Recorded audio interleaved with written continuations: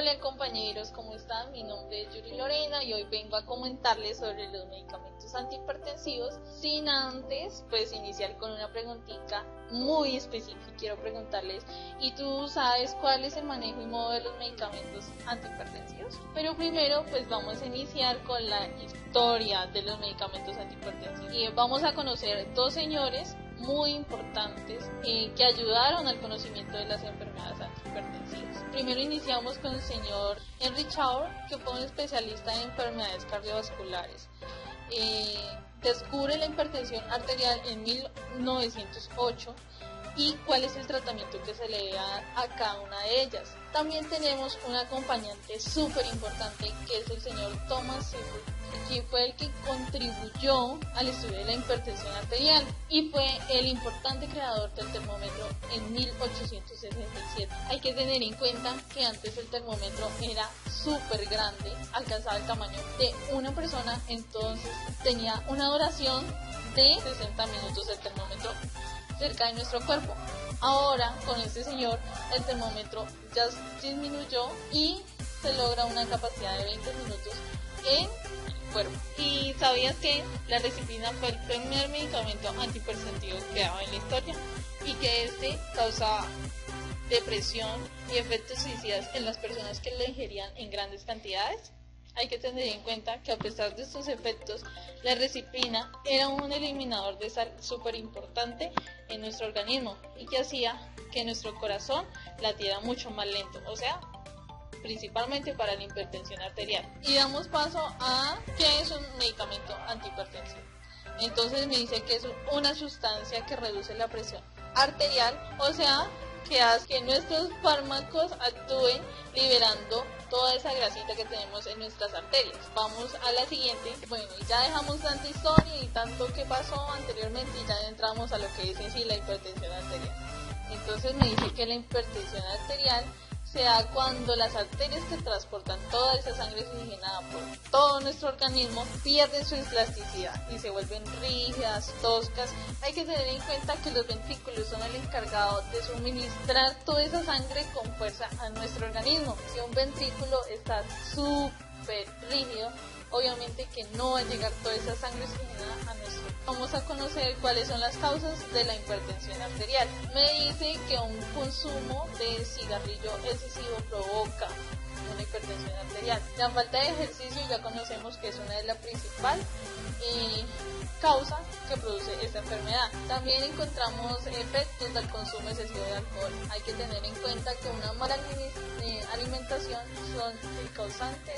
Hay que tener en cuenta que otra causa de la hipertensión arterial es de manera genética. ¿Qué pasa con esto de genética? Debido a que las moléculas de ADN mutan constantemente, conocemos dos tipos de hipertensión arterial. Aquí me muestra la presión sistólica.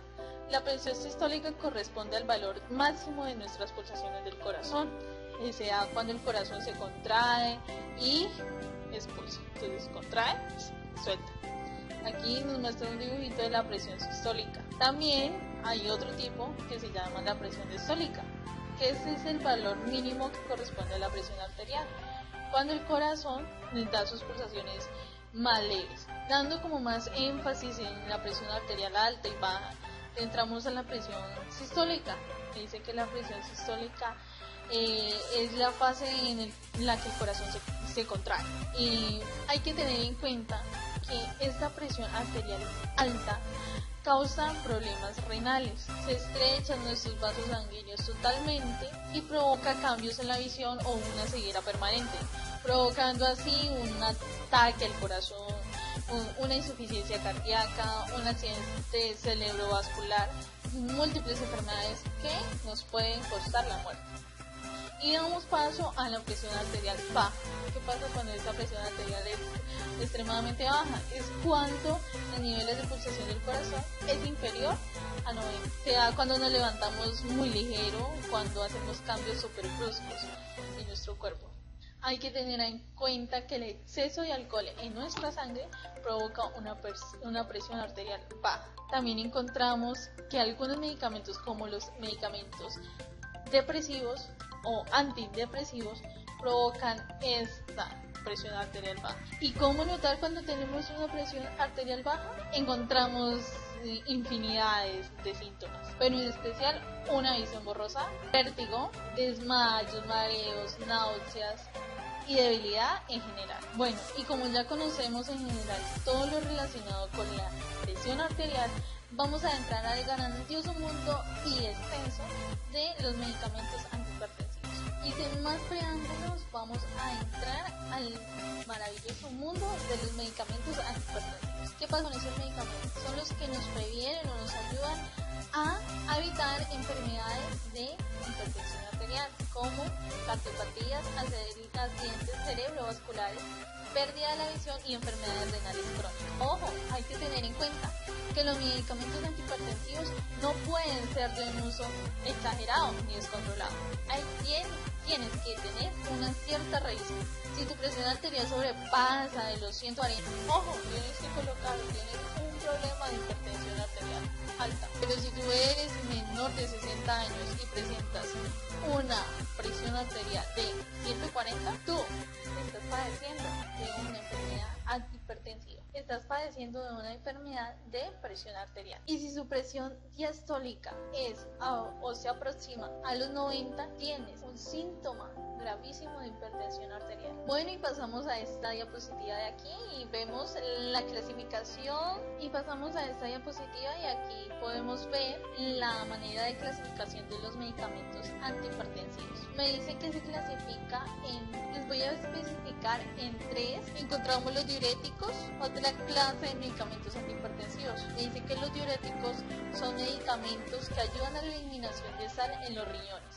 De esta manera hace que los vasos sanguíneos tengan o contengan tanto líquido y por lo tanto disminuye nuestra presión arterial. Y damos paso a otra clase de medicamentos, que son los inhibidores. Dice que este tipo de medicamentos se encarga de relajar todos los vasos sanguíneos y pueden ser combinados con otros medicamentos.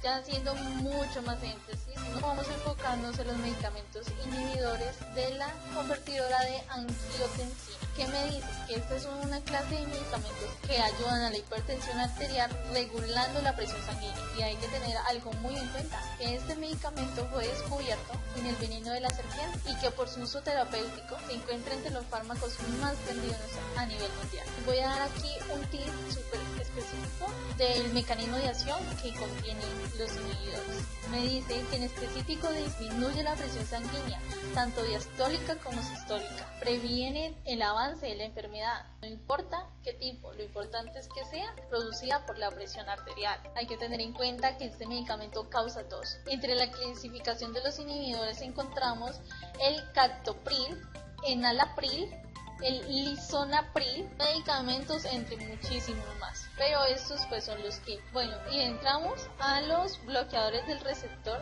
de angiotensina. Hay que tener en cuenta que a diferencia de los inhibidores, este fármaco o estos fármacos no provocan tos y este en específico se encargan de relajar los vasos sanguíneos, todo nuestro cuerpo. Agregarle un punto muy importante: primero debes confirmar con tu médico si debes o no debes utilizar el medicamento.